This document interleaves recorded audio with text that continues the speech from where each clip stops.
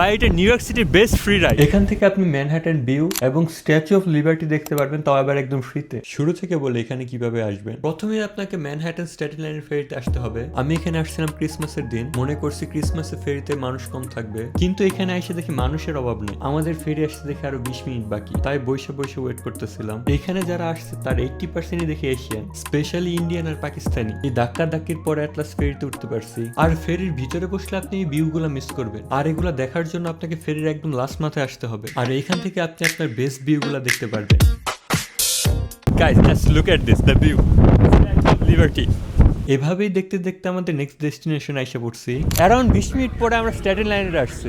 এটা হচ্ছে Staten island ফেরি port. এখান থেকে আবার নেক্সট ফেরিতে ম্যানহাটন যেতে হবে। নেক্সট ফেরিতে ব্যাক করার জন্য সবাই দৌড়াদৌড়ি শুরু করছে।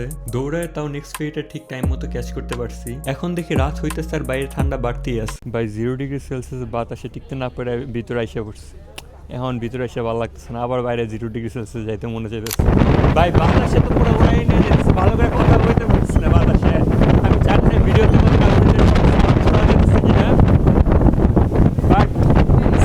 এখন temperature 0 degree Celsius, but it's like -4 degree. এই বাতাসের জন্য দেখি সিগারও ঠিক মতো উঠতে পারতেছে না। অ্যাট লাস্ট তারপরে ম্যানহাটন ব্যাক করছি।